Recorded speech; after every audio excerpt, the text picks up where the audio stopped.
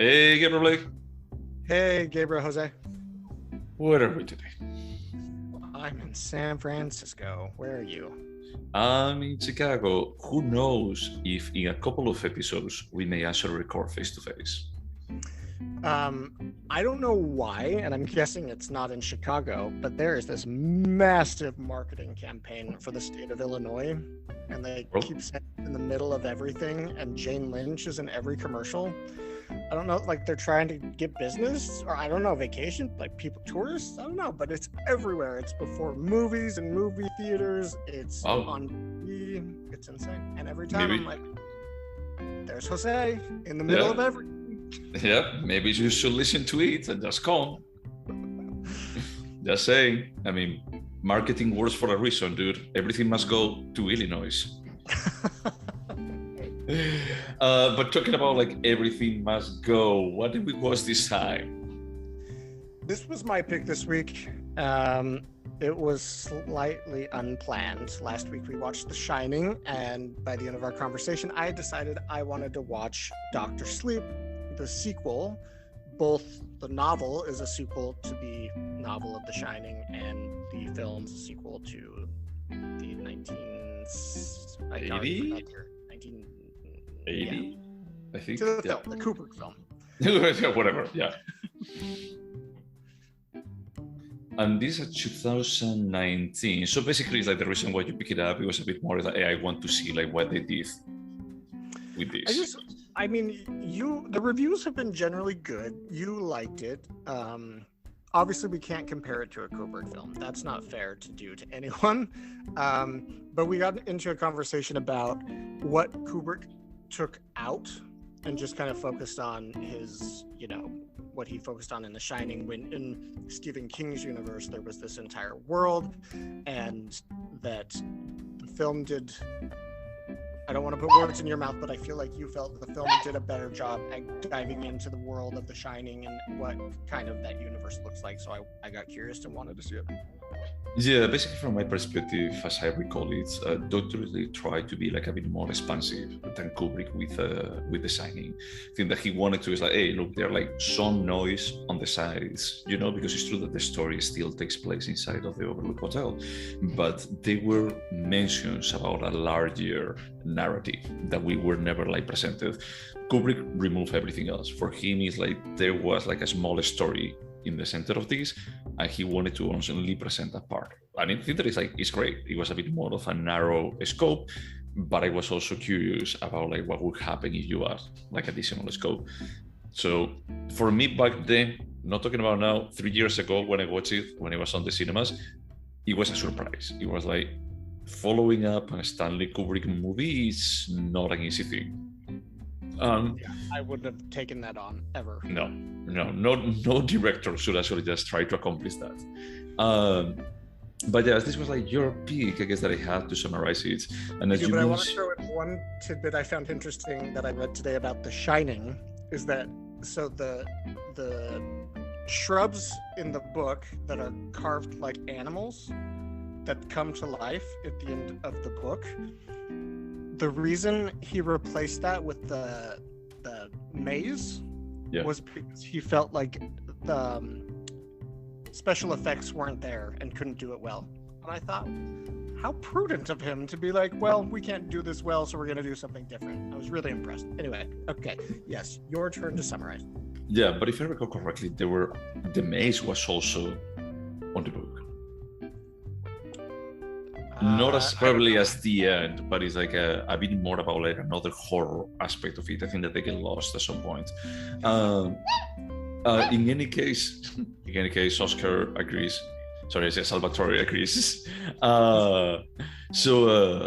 Now, for summarizing it, is like basically, as we say, is that this is a direct sequel to the movie, not to the book, to the movie, to the 1980 movie. I thought the book is a direct sequel too. No, there is an interesting, we will discuss it later, but basically there is like a big difference on the ending between like the book and the movie of The Shining, and this actually continues from the movie itself. Okay, got it. Yeah, but basically follows out the life of Danny, like 30 years after, they actually saw like how they adapt to normal life. That Danny, the son of Jack and Wendy, is still haunted by the ghosts of the Overlook Hotel, wherever he is. But he sees the chef. I don't remember the name. He sees his guy like ghost, and he trains him to just being able to just trap like those ghosts in some kind of mental boxes. There is a jump in time, like 30 years into the future, and we see that Danny is affected by that he has a similar problem with alcohol, similar to his father, a bit more like hereditary.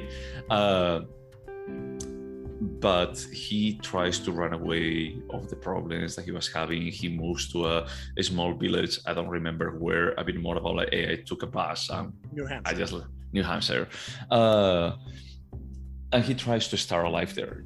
He goes clean, and he starts like just working as a nurse in a senior citizen hospice. An orderly in a hospice.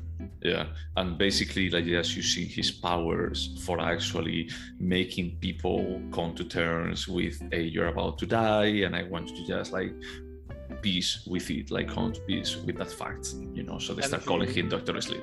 Yes, that's where that title comes from. Yeah. I also want to say that when I was reading about the film today, they described in a plot synopsis that he chose to become an alcoholic to stop The Shining and get away from the ghost. And I was like, no, I'm pretty sure he just got that from his dad. I think there is a combination that he felt like, I don't want this power, so I want to pollute it. I know that if I'm like mostly drunk all the time, I'm not going to have it, but at the same time, it's like, there was no like genetically, he was not set up for success with that approach, let's just say. So it was a bit more like it took over from him. At the same time, we have the story of some creatures like humans that they actually feed on people that they have designed. So they basically are like a traveling group of vampires, like psychic vampires. They're clearly vampires. I mean, they don't suck blood, but they are immortal as long as they suck the life essence from people with the shine. Yeah, and they don't age. They can live like thousands of years as long as they eat well. So I'm going to be like just cutting like some parts. The movie is like 2 hours and a half or something. I think 2 hours and like 17 minutes. Yeah, I'm going to be like cutting some stuff. So basically, they are not finding as many powerful signers, let's say, as they used to, until they find a girl. I don't remember in what state was she. She also lives in New Hampshire. That's what I read in the plot synopsis, but I don't remember them saying that in the movie. No, I think that they only saw it like at the beginning, and I think that Danny arrives at a different time from when they display. What was her name again? Abra. Oh yeah, that's right, Abra. It was like an uncommon name. You know why? No. There's a magician, and they say, "Hey, do you know any magic words?" And Abracadabra. That's right. Yeah, that's right. So basically, this girl has like the sign, and he has like way more potential than anyone else. So they can start smelling, they can start like feeling it. So most of the movie is about them trying to hunt down Abra, like the group of vampires, and at the same time, Danny communicating through a blackboard with her. So the New York Times review described them as, they said, if Danny's talents shine, Abra's talents shine like stadium lights. I was like, okay, good for you, A.O. Scott. Good for you. But basically it's a bit more of a cat and mouse game between like the group of vampires and the Knot. They're called the Knot, that group, that community. Yeah, the True Knot, that was it. Like a cat and mouse game between them and Abra and Danny that they try to actually resist them. I'm going to be like far forward a bit. There are a couple of scenes where they're trying to locate. So both they're trying to locate the other party because the True Knot are traveling around the States. Danny and Abra, they know where they are. They know where they are each other, but they don't know where the True Knot is, and they want to hunt them down before they actually get to them. So many things happen, and at the end they go to the conclusion they kill like most of the true notes.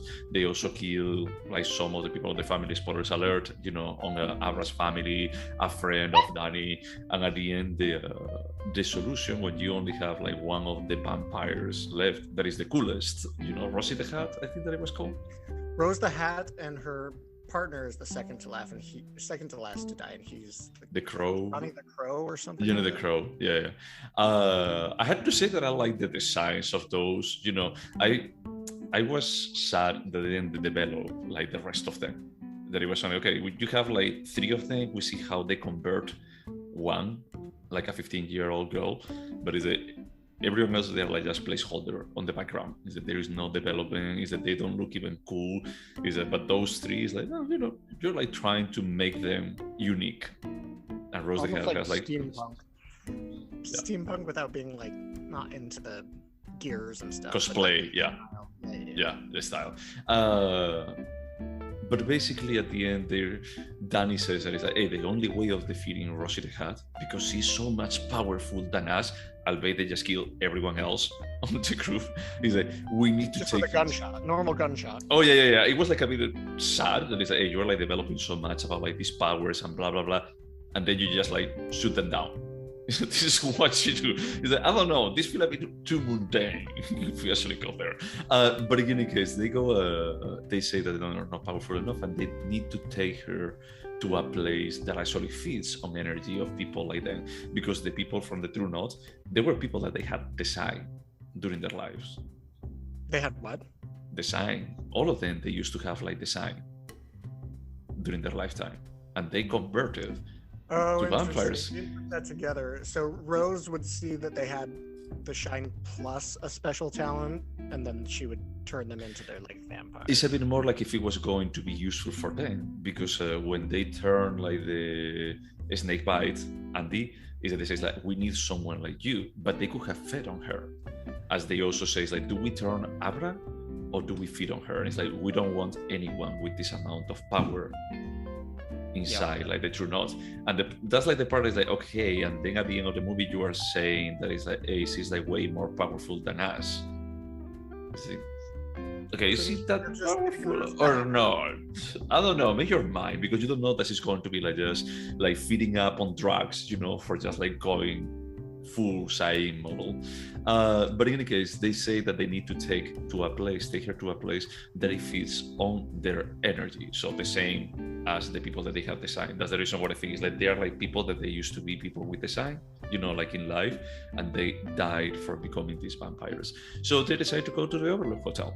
And this is the big difference with the book, The Signing. That is like at the end of The Signing, they destroyed the Overlook Hotel. They burn like Danny, Wendy, and Jack, is that they burned down the building. They actually set it on fire. No, Jack dies, but the boulder, exactly what happens here at the end of the movie with the Overlook Hotel is what happens at the end of The Signing book. That is that the hotel burns down, so it's not there. And that's like the part that it was like, okay, this is like pretty different from the book, because if I recall correctly, Jack dies on the fire at the end with the building, and here is like he's a ghost now inside of the building.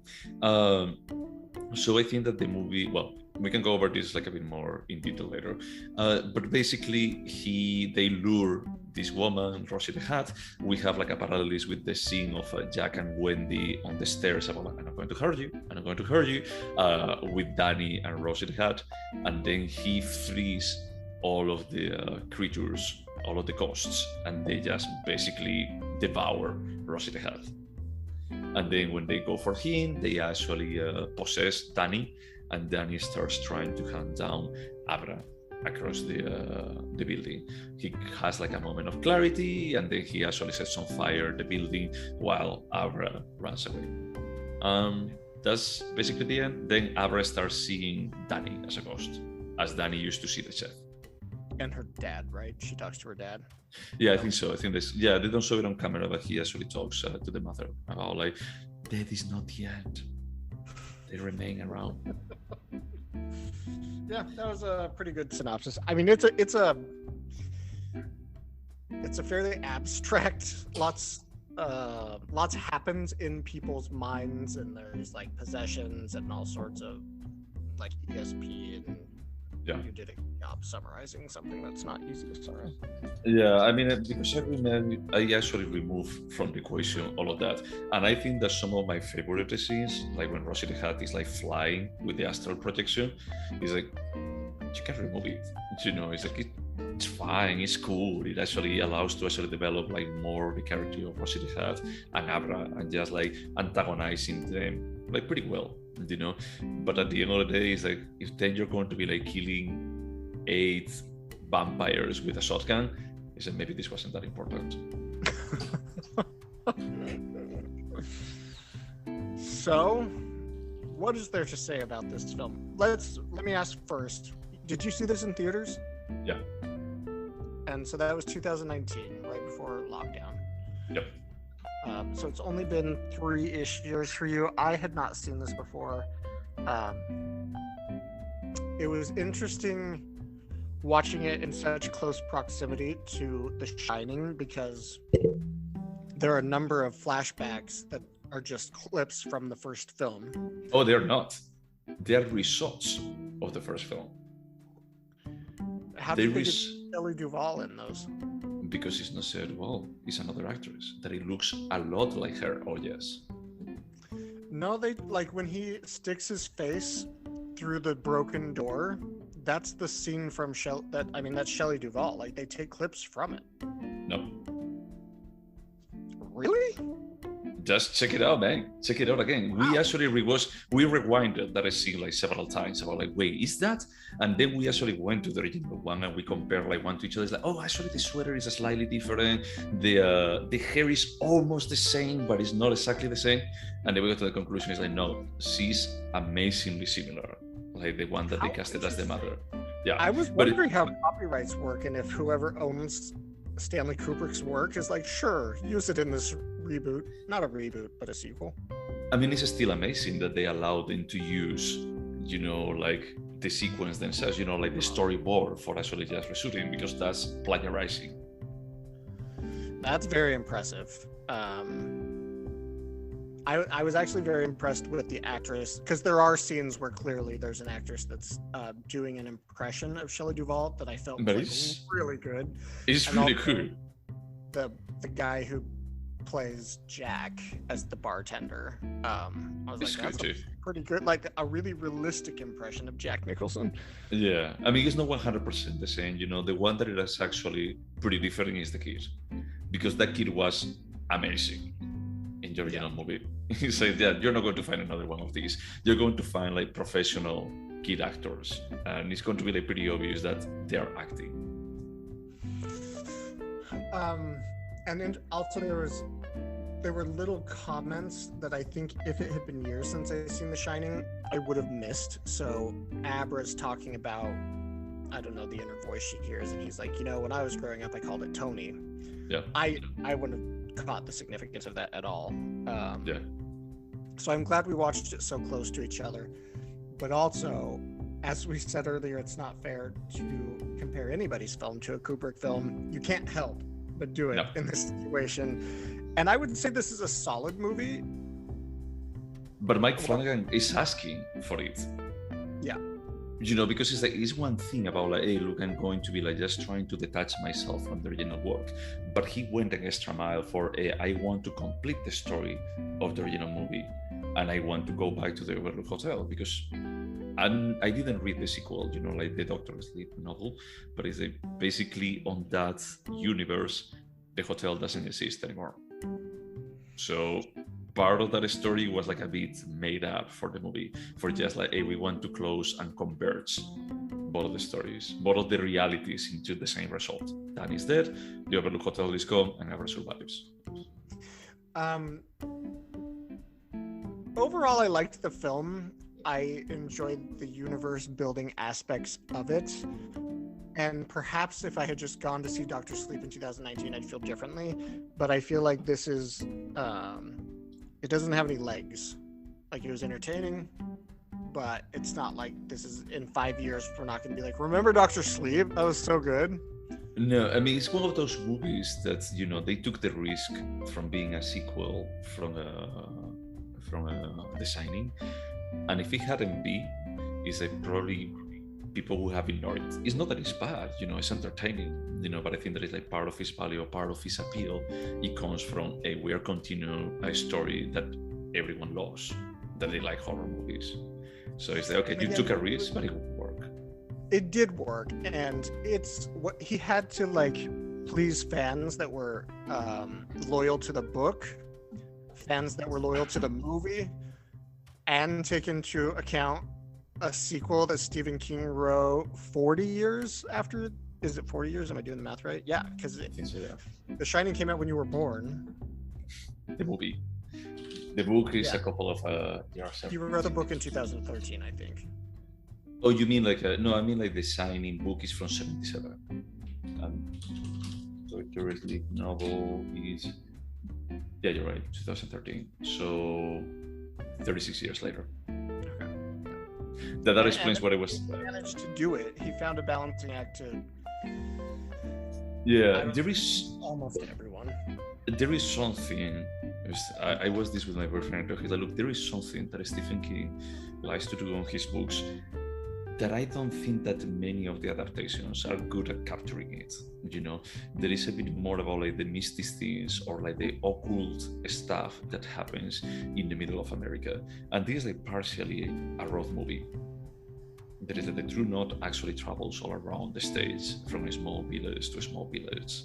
And it's a bit more about trying to portray that, hey, there is people that they have powers in the smallest place of this country, and actually there is people that they are hunting them. It's a bit more of a underground world of occultism that is happening, all around. And I think that he likes to do it. Most of his stories are actually on small villages. They are I don't recall any big ones, but doing it a trip, a road trip kind of thing, a back and forth and blah blah blah. I feel it's this is cool, and I'm going to be giving away one of the questions, but it just made me feel like having a solid produced TV show based on something like this and keep expanding, weirdness and stuff like that. I think that it could work pretty well.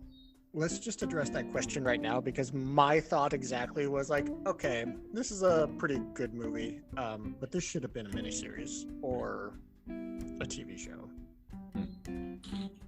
Yeah, I don't know. I mean, for me, it's I was curious about hey, can you develop everyone else on this True Knot? It's maybe there is something interesting. Well, so I'm gonna say this at the risk of you judging me, but I'm currently watching a The Magicians. soap opera. The what? The Magicians. No, but it is a soap opera about vampires and werewolves and takes place in small town America. Are you watching True Blood again?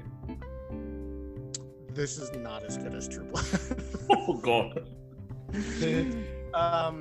And I was like, this is just a soap opera, but condensed into a movie, with the ability to dive deep into the, maybe not violence. It's not it's gory, but children get tortured and murdered in this film. Yep. I think clearly the director wanted to be more true to Stephen King's source material, which is very graphic in terms of rape and violence and sexual violence and stuff like that. Yeah. Overall, I like it. I respect taking a bold risk like this, and I think that it was respectful while taking the risk. I think it was respectful. I think at times he played it safe, but overall, I think he did a good job in achieving what he was attempting to achieve, and to make an enjoyable movie. Also, I think I can't think of her name. Who's the main character, Rose the Hat? Sorry, who within that what? What's the actor who plays Rose the Hat? Crap, I had it a second ago open. Sorry, Rebecca Ferguson. Rebecca Ferguson and Ewan McGregor are pretty remarkable. And then the guy who plays, I think his name is Billy. Oh, the friend, yeah. Who also starred in Sunshine. There's some really solid performances. And just to go back to the exact same hotel and revisit some of those famous places like the staircase and the room where Jack typed all what is it? All work and no play make Jack a dull boy. Yeah. Like it's nostalgic enough, it's new enough, it's fun enough for me. Yeah, I mean, it's true that it's fan service at the end of the day, but it's like I think that is a fan service that I'm okay with it. It doesn't feel like a easy money grab kind of thing. It feels like they actually thought about like how to connect this. For me, it still feels a bit gratuitous about like, you know what? Let's take her to the Overlook Hotel.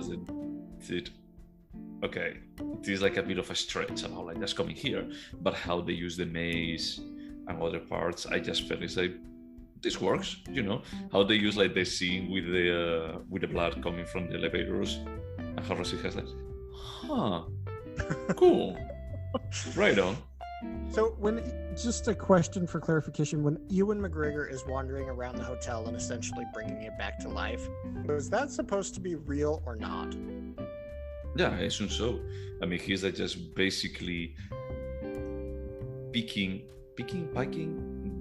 its interest about like, hey, I'm back. I know that you wanted me, Piquing is interesting. Now that you made me question it, I don't know what it is.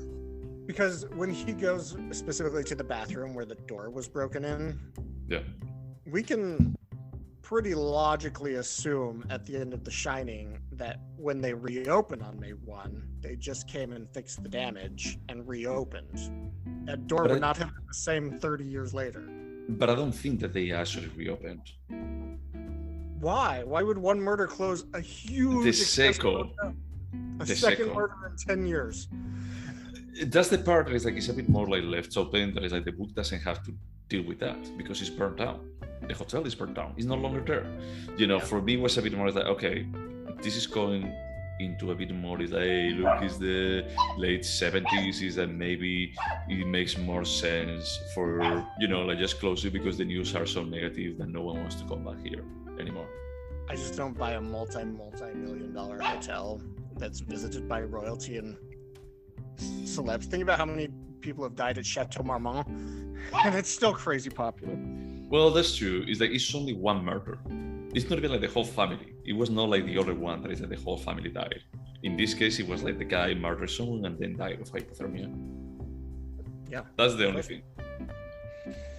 That just really struck out to me because in my mind, I went through the end of The Shining and being like, well, they came at the end of all of this. They cleaned up the bodies and reopened and fixed everything. But no, they didn't.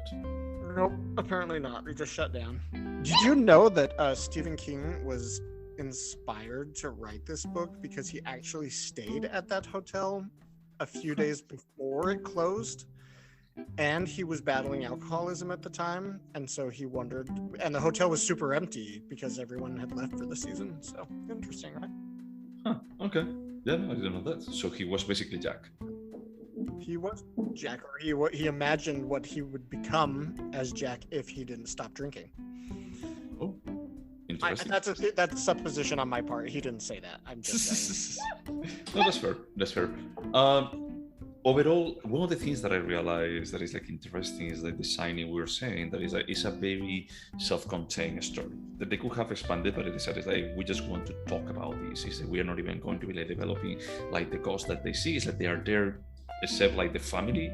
Is that you don't care like the twins or like the two girls. Is that you don't care about anything else. Like they don't tell you more about them.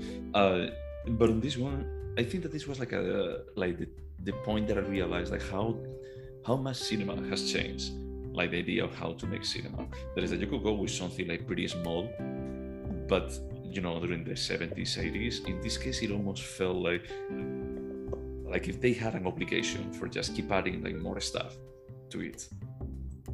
It definitely feels like more this is bloated.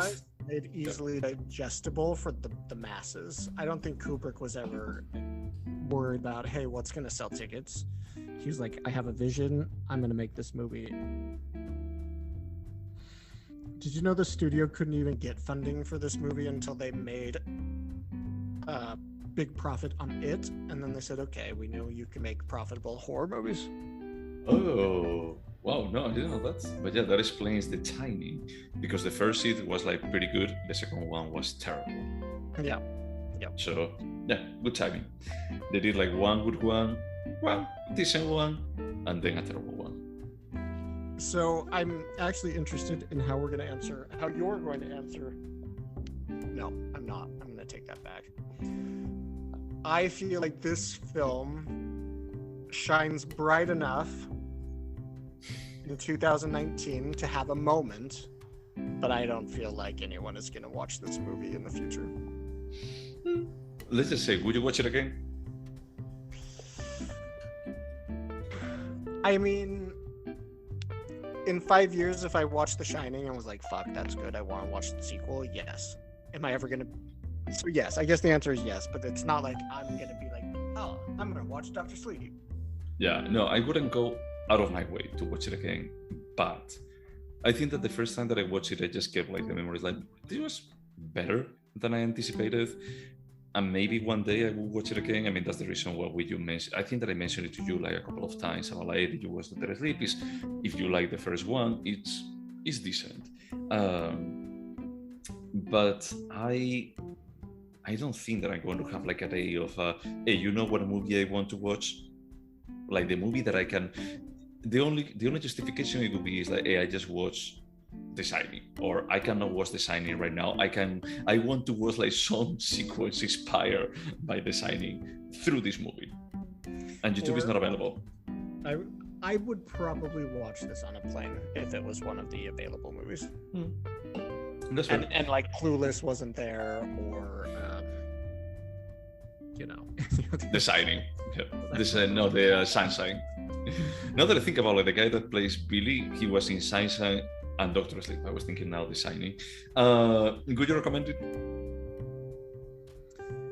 I would recommend it with like reservations to somebody who really likes The Shining. I'd be like, hey, if you want to have some sort of nostalgic trip down memory lane without watching the original, check this out.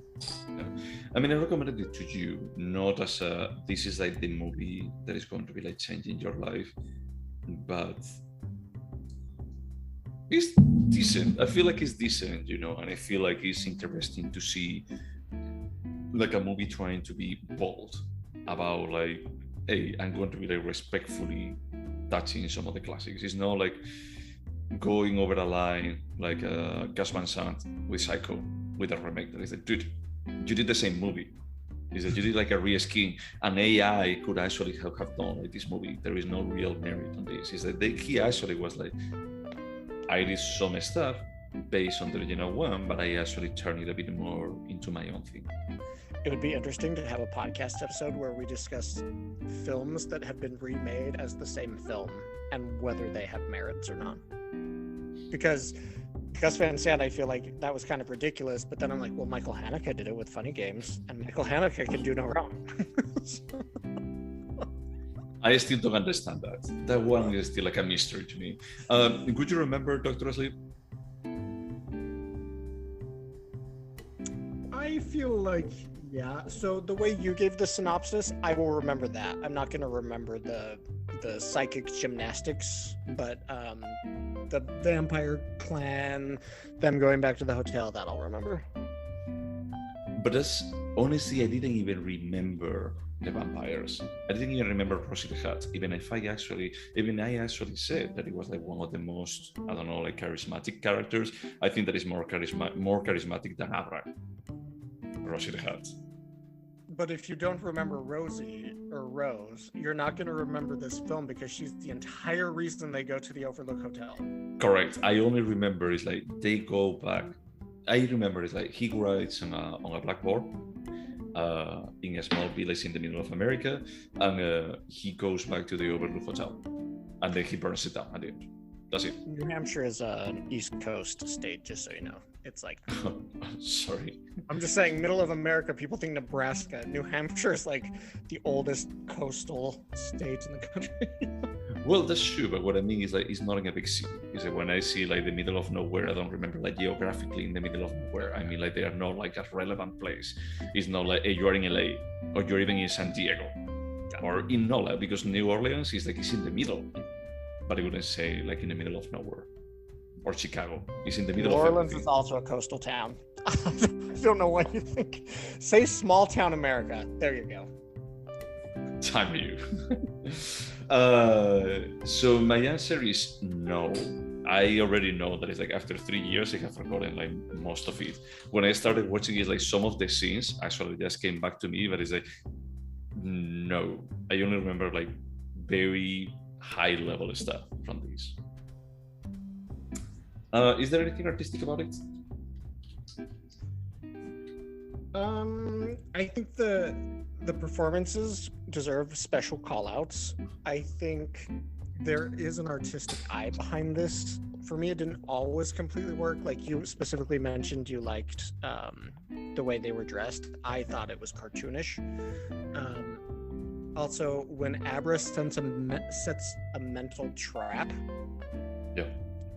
and she physically harms in her mind Rose, I felt like that was also a little cartoonish. Oh, what's that?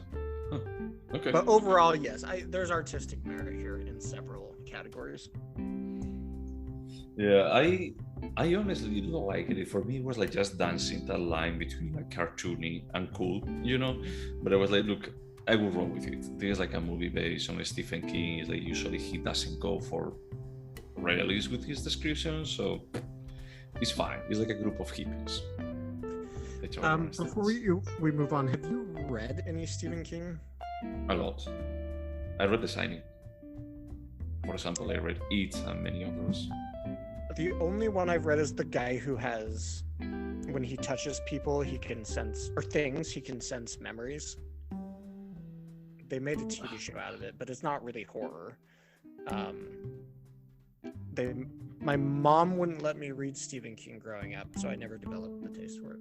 Anyway. So I don't know if this used to happen here in the States, but in Spain, it was like pretty typical that there would be like collections of things, you know, like a collectible kind of thing. Like every week you would have like a small like book or a small piece of something, and you would be like just building like week after week like something, you know. But they also used to do it with books for a while, and they had like a Stephen King collection. So one of my bookshelves on my parents' house, my veterinary parents' house, is actually full with the Stephen King books. I read like a lot of them, and when I read like half of them, I said, this is the same. It's like basically a re-skin of a small village in the States, and there is a X that is evil, a dog, a girl, a car. But your parents were super religious. Did they not know you were reading about rape and violence and war? They never gave it like too much importance. Huh. Interesting. I mean, I didn't tell them. That is like, oh, by the way, I just read a book about like an evil clown that actually kills kids, and then the group of kids, for actually gather strength, they rape the girl of the group. I never told them that. Well, the short answer is your parents did not read Stephen King, so they didn't know. No, they did not. Of course. Yeah, why would it? I mean, it's like this is just not real literature from their perspective. The Dead Zone, by the way, is the one book of his I've read. Yeah, my mom had read several, and she said you will never read one of his books ever. So not even Misery? You never read Misery? No, literally the only thing I've read is The Dead Zone. Oh, okay, that's interesting. But yeah, I mean, I read The Shining. I remember like liking it like quite a bit, you know. So I mean, I'm familiar with his work, but I stopped reading after a point. It says, I think that I have like better stuff to do with my life. Did you, just out of curiosity, The Dark Tower, is that what it's called? Did you read that? No, I didn't. I had like the 3 or 4 first ones, and I was like, yeah, one day, you know, when the whole collection is over, I will read it. And then I was like, I don't want to go back and read more books of this. I was reading about Dr. Sleep on my work computer today, and my 24-year-old colleague saw it, and he was like, oh, have you seen, there's a Hulu, Castle Brook or something? There's a Hulu TV show based on a Stephen King book. Oh, Castle Rock. Castle Rock. It's weird. Like the first season. I watched a few episodes of the season. Yeah, like the first season actually has like the kid that plays the clown. Yeah. Skarsgård. What is his name? Skarsgård. He's like, yeah, like the not pretty. Alexander Skarsgård. younger Skarsgård. brother. That's his official name. Yeah, it's like the not pretty of the Skarsgård family. I'm sorry. It starts okay, but then it's like it was a mess, and every single season was a bit more of a revisiting, inspired by Stephen King kind of situation. So, Interesting. yeah, I mean that's one of the things that happens a lot with the Stephen King stuff. That is like the idea is not bad per se, but at the end it's a bit more. Is like, do we really need this? Is like, are you saying anything interesting here? It's interesting though that, well, first off, only 2 of his books have been turned into full feature-length films, but almost all the adaptations are bad. Sorry, you said that only 2 books? 3, right? Misery, It, and The Shining. No, dude, there's like way more. There's like at least a dozen of movies. What are they? Pet Cemetery, The Dark Tower that you were saying. There was an Idris Elba adaptation a couple of years ago of that. Dark Half. I'm completely misremembering something. No. There was like a lot of them in the 80s and 90s, but a lot. I actually of them. saw Pet Cemetery when I was a child and was terrified of dogs for like 3 hours. But there were like a lot of adaptations, and it got that they were so mediocre that is that they basically tainted, like his name. It was like a bit more like when it was announced, it was like, this is not going to be good. There is no way that they can actually nail nowadays an adaptation of a Stephen King novel. Yeah, see, it makes me want to read a book of his to understand why can't you bring this to the big screen? We can agree on one. I wouldn't be opposed. Carrie's another adaptation. Brian De Palma. And the one they just released a few years ago. Yeah, that's true.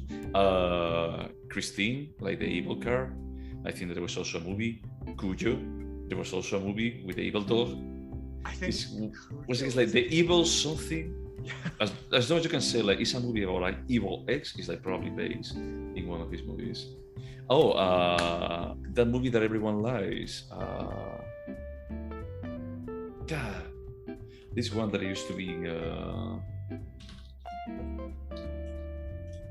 This one's The Shawshank Redemption. Oh, that's right. That was a Stephen King novel. See, all of this. I didn't watch the vast majority of those movies or read those books. Yeah, no, dude, it's a lot. I would say that it's like the most adapted writer ever.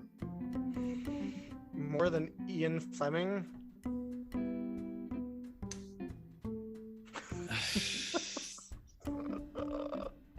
It's fine. I'm just joking. I was just trying to think of novelists who had a lot of their books turned. Yeah. Let me just see what else. Is it a timeless piece?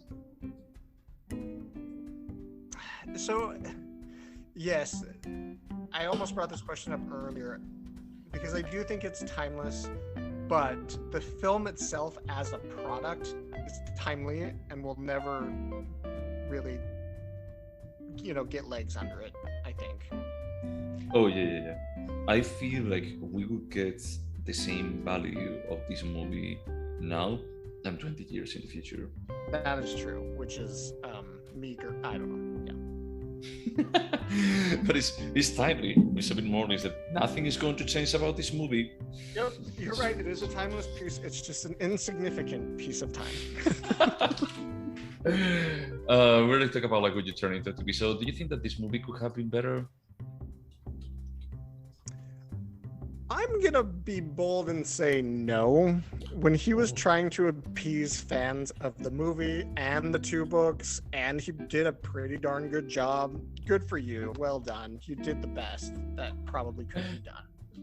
Okay. No, that's fair. I was going to say, like the basic that is like, hey, you could have made this a bit shorter. You could have been like trim like parts of this. You could have actually removed like all the group of the True Notice that we don't really care. Just leave 4 and don't shoot them down as they're like just hunting them. Is that was a bit more? It's like if you have like so many special effects, it's like why don't you use it for something here? So I don't know. I mean, I agree with you that it's still like if you try to do all of this, it doesn't sound plausible that there is like an easier way out. Yeah. So yeah, I'm going to be like changing it to no. And these were all the questions. Do you want to ask me about any movie, if I remember it? I do. And I even had one prepared. 1 second. Remind me again. Do we have to have discussed it? Yeah, it has to be like one of the episodes. Yeah. Okay. Tell me what you remember of the human voice. That's the Pedro Almodovar one, no? I don't know. Do you remember it as the Pedro? Yeah, I think that is like the Pedro Almodovar with Tilda Swinton short, 1 hour short.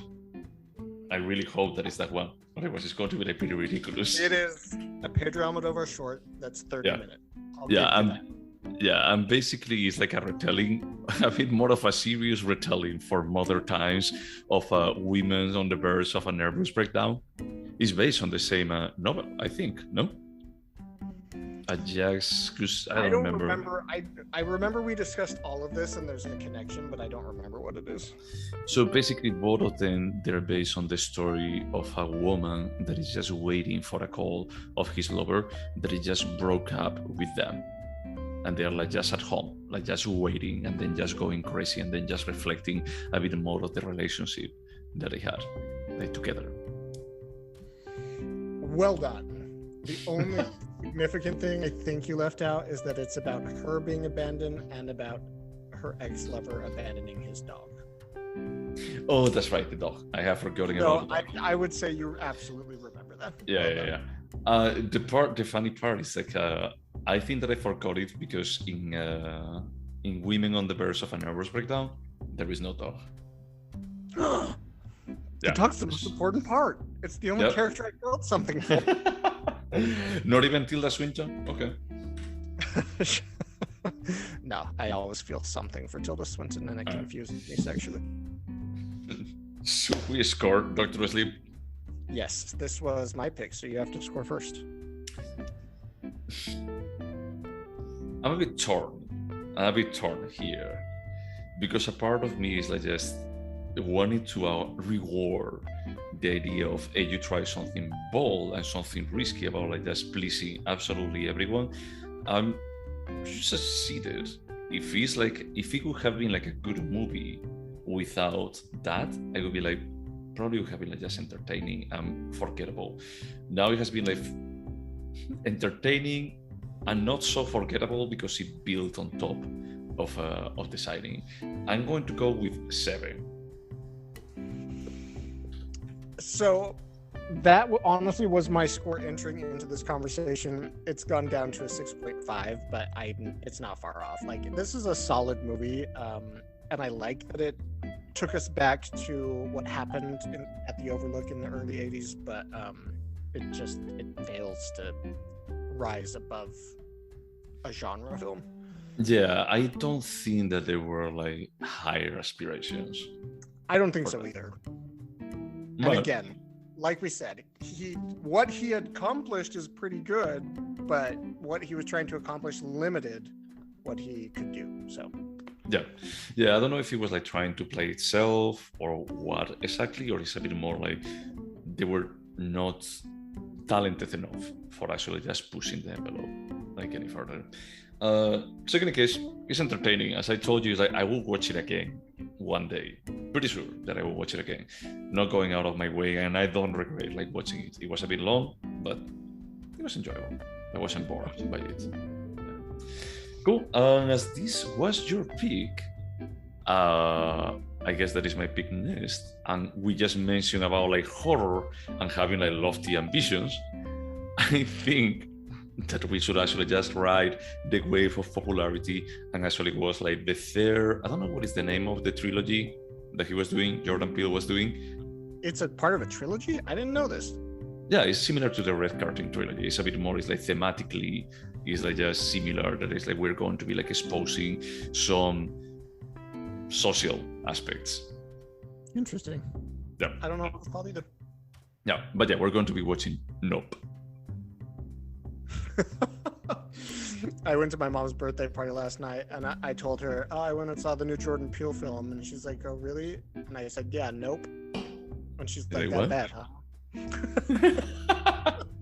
Okay, don't say anything. Don't say anything else. Anything else actually to say to those people listening to us? No, I mean, if you got 2 hours and 17 minutes to spare, this isn't the worst thing to watch. I mean, it's a 6.5. You know, well, it's more of a 7. But I mean, what you could actually do is like just download it in your phone if you find it anywhere, and then just watching what you're waiting in line for a monkeypox vaccination. Jesus. You're so mad. I'm not going to be like giving anything away, about like Nope, but we can just talk next time about it. Okay, folks, thank you so much for listening. Wash your hands. Bye.